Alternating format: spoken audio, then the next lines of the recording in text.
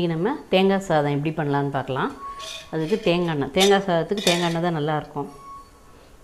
உங்களுக்கு சப்போஸ் பிடிக்கலைன்னா வேறு எந்த ரிஃபைண்ட் ஆயிலோ ஏதோ யூஸ் பண்ணிக்கலாம். 4 ஸ்பூன் தேங்காய் எண்ணெய் விட்டுருக்கேன். இதில் உளுத்தம்பருப்பு, கடலைப்பருப்பு, கடுகு,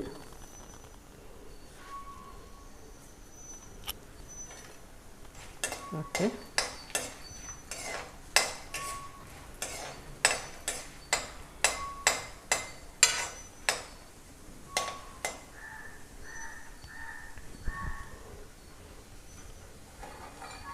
இதிலே முந்திரி போட்டுருங்க.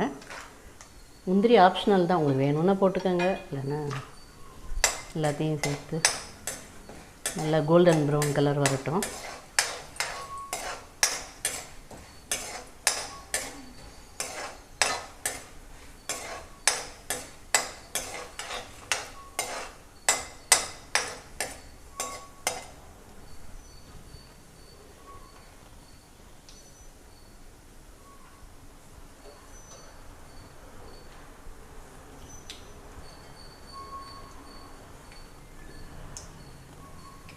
கடுகும் வெடிக்க ஆரம்பிச்சாச்சு.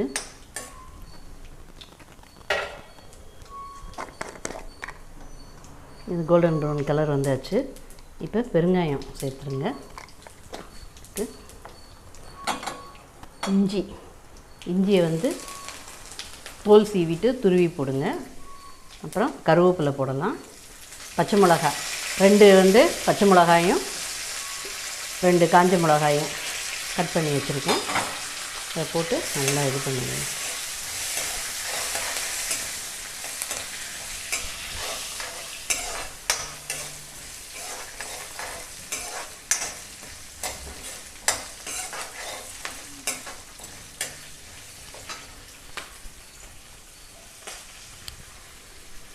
இப்போ தேங்காய் போடலாம். பெரிய தேங்காய் 1 உடச்சி துருவி வச்சுருக்கேன்.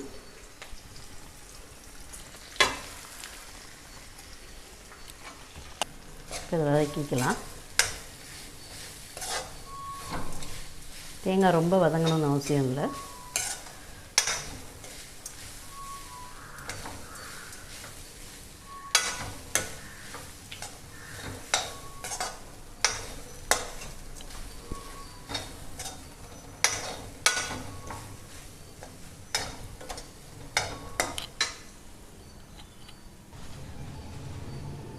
இதுக்கு தேவையான அளவு உப்பு போட்டுக்கோங்க.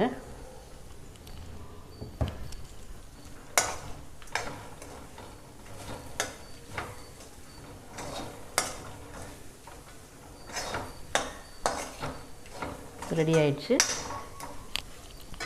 நான் சாதத்தை வடித்து ஆற வச்சுருக்கேன். இதில் சேர்த்துடலாம்.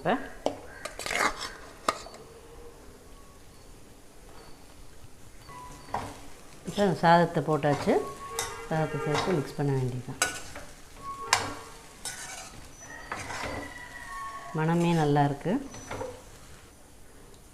நம்ம தேங்காய் சாதம் ரெடி ஆயிடுச்சு.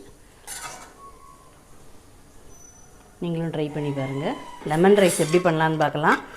லெமன் ரைஸ்க்கு நல்லெண்ணெய் தான் நல்லாயிருக்கும். நல்லெண்ணெய் 4 ஸ்பூன் விட்டுக்கோங்க. அதில் கடலைப்பருப்பு, கடுகு போட்டு தாளிக்கணும். அதிலே முந்திரி பருப்பையும் போட்டுருங்க.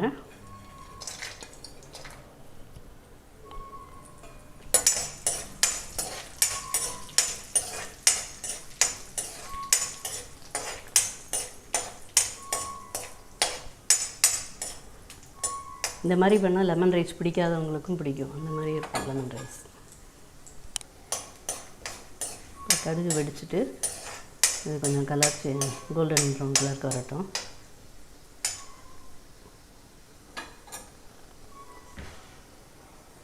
கலரும் மாறிடுச்சு, கடுகு வெடிச்சாச்சு. இப்போ பெருங்காயத்தூள் சேருங்க. இஞ்சி, தோல் சீவி துருவின இஞ்சி, கருவேப்பிலையும் போட்டுருங்க. அப்புறம் 2 பச்சை மிளகா, 2 காஞ்ச மிளகா அதையும் சேர்த்துருங்க.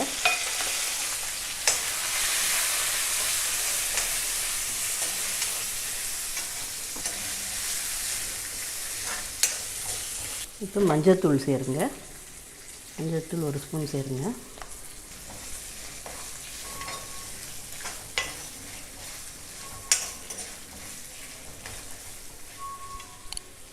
இப்போ தேவையான அளவு உப்பு சேர்த்துடலாம்.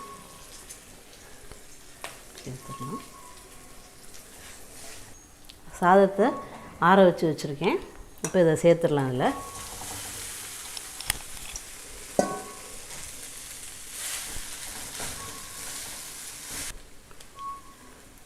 லெமன் கட் பண்ணி வச்சுருக்கேன். லெமனை புழிஞ்சிடலாம்.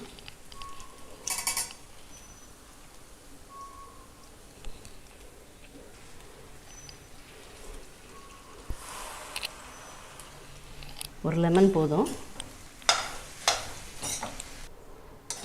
இதில் வறுத்த நிலக்கடலை சேர்த்துக்கலாம். நான் முந்திரி போட்டதுனால அது சேர்க்கலை. முந்திரிக்கு பதிலாக அது கூட சேர்த்துக்கலாம், 2 கூட சேர்த்துக்கலாம், அது உங்கள் விருப்பம். அது இப்போ நம்ம லெமன் ரைஸ் ரெடி ஆயிடுச்சு. புளிக்காய்ச்சல் எப்படி பண்ணலான்னு பார்க்கலாம். ஒரு பெரிய எலுமிச்சம்பழ அளவு புளியை ஊற வச்சுருக்கேன். அதுக்கு இந்த அளவு வறுத்திங்கன்னா கரெக்டாக இருக்கும். 2 ஸ்பூன் தனியாக எடுத்திருக்கேன்.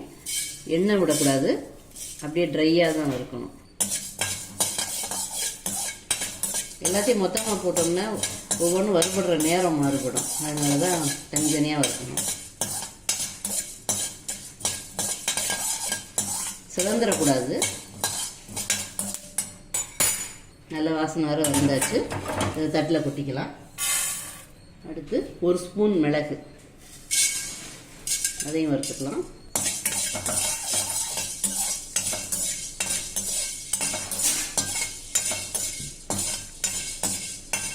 புளிக்காய்ச்சல் பண்ணி வச்சுருந்தா 6 மாதம் வரைக்கும் கெட்டு போகாது. ஃப்ரிட்ஜில் வச்சிடலாம். நல்லா கெட்டியாக பண்ணி வச்சிடலாம்.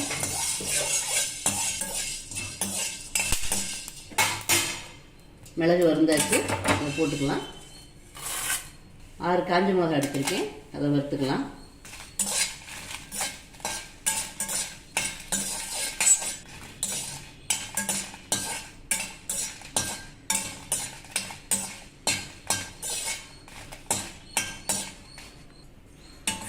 இதோட சேர்த்து போட்டுக்கலாம். 1/2 ஸ்பூன் வெந்தயம் எடுத்திருக்கேன், வறுத்துக்கலாம். வெந்தயம் ரொம்ப போட்டோம்னா கசப்பாக இருக்கும்.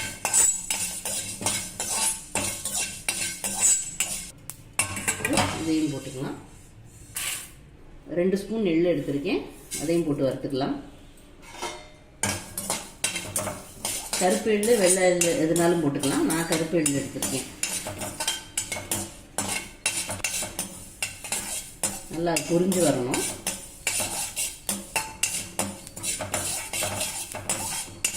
அடுப்பு ஆஃப் பண்ணிடலாம். இது எல்லாத்தையும் ஆறின உடனே பவுடர் ஆக்கின்னு வந்துடலாம். 1 ஸ்பூன் நல்லெண்ணெய் விட்டுக்கலாம். அதில் ஒரு 12 காஞ்ச மிளகாய் எடுத்திருக்கேன், அதை போட்டு நல்லா வறுத்துக்கலாம்.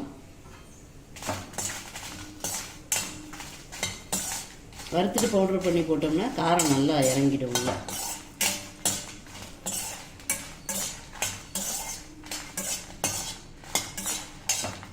நல்லா பொரிஞ்சு வரணும். நல்லா வறுந்தாச்சு. அடுப்பு ஆஃப் பண்ணிடலாம். அதை தனியாக பவுட்ரு பண்ணிக்கலாம். இது ஆறினோன்னா இதையும் தனியாக பவுட்ரு பண்ணிக்கலாம். 50 ml நல்லெண்ணெய் விட்டுக்கலாம். நல்லெண்ணெய் தான் புளிக்காய்ச்சலுக்கு நல்லாயிருக்கும். அதில் 1 ஸ்பூன் கடுகு போட்டுக்கலாம். 1/2 ஸ்பூன் வெந்தயம் போட்டுக்கலாம். 1 ஸ்பூன் உளுத்தம்பருப்பு, 1 ஸ்பூன் கடலைப்பருப்பு போட்டுக்கலாம். 2 ஸ்பூன் பெருங்காயம் போட்டுக்கலாம். 6 காஞ்ச மிளகாய் கிள்ளி வச்சுருக்கேன், அதை சேர்த்துக்கலாம். 1 கைப்பிடி வேர்க்கடலை போட்டிருக்கேன். நல்லா வறுத்துக்கலாம்.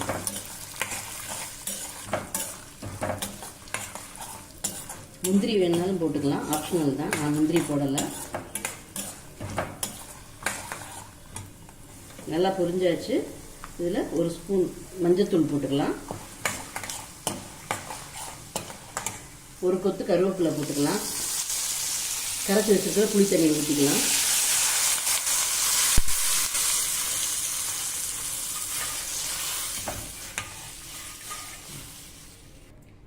கொதிக்க ஆரம்பித்தாச்சு. வறுத்து வச்ச மிளகாய் தூளை சேர்த்துக்கலாம். மிளகாய் வறுத்து பவுட்ரு பண்ண தூள் இது, அதை சேர்த்து மிக்ஸ் பண்ணிக்கலாம்.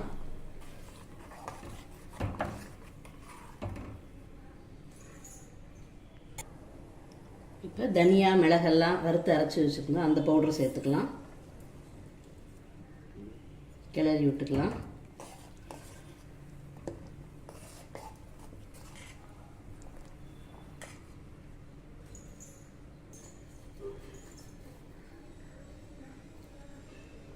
தேவையான அளவு உப்பு போட்டுடலாம். தெளிக்கும், மூடி போட்டு மூடி வச்சிடலாம். சிம்லேயே அப்படியே கொதிக்கட்டும், அப்புறம் பார்க்கலாம். 1/4 மணி நேரம் ஆயிடுச்சு. இப்போ திறந்து பார்க்கலாம். ரெடி ஆயிடுச்சு, நல்லா கெட்டி ஆயிடுச்சு பாருங்க. எண்ணெயெல்லாம் மிதந்து வந்துடுச்சு. இதில் கொஞ்சம் ஒரு பீஸ் வெல்லம் போட்டுக்கலாம். வெல்லம் போட்டால் கொஞ்சம் என்ஹான்ஸ் பண்ணும், டேஸ்ட்டு நல்லாயிருக்கும். நான் வந்து பழைய புளி தான் யூஸ் பண்ணியிருக்கேன். பழைய புளியில் புளிப்பு ஜாஸ்தியாக இருக்கும், டேஸ்ட்டும் நல்லாயிருக்கும். நீங்கள் புது புளி வேணும்னா யூஸ் பண்ணிக்கோங்க. அவ்வளோதான், நல்லா வாசனையே கமகமன்னு இருக்குது. புளிக்காய்ச்சல் சூப்பராக ரெடி ஆயிடுச்சு. நான் சாதத்தை ஆற வச்சுருக்கேன். ஆறின உடனே மிக்ஸ் பண்ணி காட்டுறேன். இப்போ அடுப்பு ஆஃப் பண்ணிடலாம். சாதத்தை ஆற வச்சுருக்கேன். சாதத்தை வந்து ஆற வச்சுட்டு கொஞ்சம் எண்ணெய் ஊற்றிடுங்க. இதில் புளிக்காய்ச்சலை போட்டுக்கலாம். போட்டு மிக்ஸ் பண்ணிடலாம்.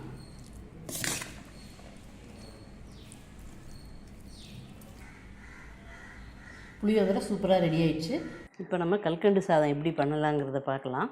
அதுக்கு தேவையான பொருள் என்னென்ன: பச்சரிசி 1 டம்ளர், கல்கண்டு, டைமண்ட் கல்கண்டும் எடுத்துக்கலாம், பெரிய கல்கண்டும் எடுத்துக்கலாம். நான் இதை எடுத்திருக்கேன். இது 1 டம்ளர் எடுத்துக்கணும். பால் 1 டம்ளர் எடுத்துக்கணும். முந்திரி, நெய். இப்போ 1 டம்ளர் இதை எடுத்துருக்கோம். அதே மாதிரி கல்கண்டும் 1 டம்ளர்.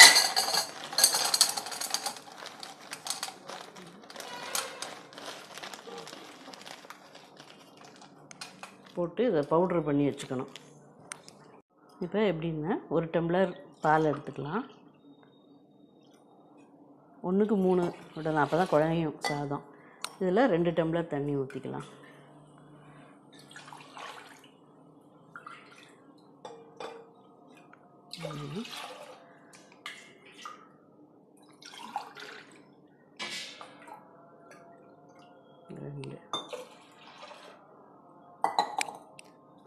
இதை வாஷ் பண்ணி வச்சுருக்கேன் அரிசியை.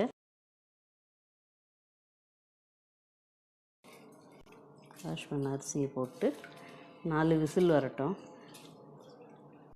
அரிசி போட்டோம். இப்போ குக்கரை மூடிட்டு 4 விசில் வந்ததுக்கப்புறம் பார்க்கலாம். 4 விசில் வந்துருச்சு. 1/4 மணி நேரம் ஆற விட்டுட்டேன். இப்போ பார்க்கலாம். வெந்துருச்சு. சாதம் நல்லா மசிச்சுக்கணும். நம்ம நல்லா குழஞ்சிருச்சு பாருங்க. சரிங்க. இப்போ இதில் பொடி பண்ணின கல்கண்டை போடணும்.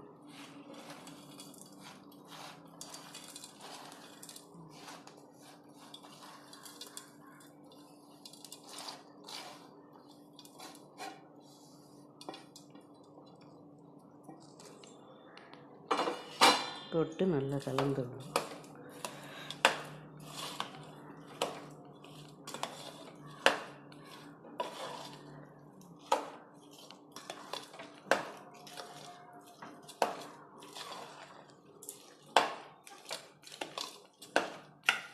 அவ்வளோதான், நம்ம கல்கண்டு சாதம் ரெடி ஆயிடுச்சு.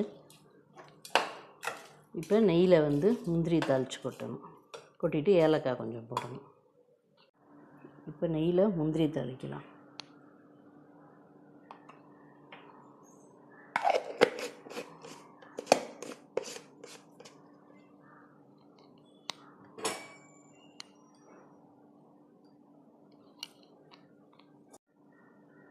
இப்போ நெய்யில் முந்திரி தாளிக்கலாம்.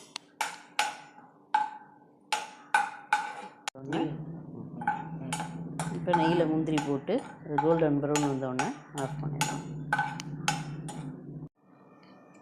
இப்போ ஆயிடுச்சு, முந்திரி கோல்டன் ப்ரௌன் ஆயிடுச்சு. இது அதில் கொட்டிடலாம்.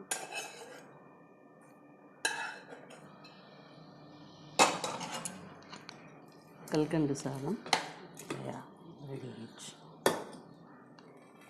உங்களுக்கு இந்த வீடியோ பிடிச்சிருந்ததுன்னா லைக் பண்ணுங்கள், ஷேர் பண்ணுங்கள், சப்ஸ்கிரைப் பண்ணுங்கள். பக்கத்தில் இருக்கிற பெல் ஐக்கானை கிளிக் பண்ணிங்கன்னா நான் போடுற வீடியோஸ்லாம் நோட்டிஃபிகேஷனாக வரும். தேங்க்யூ.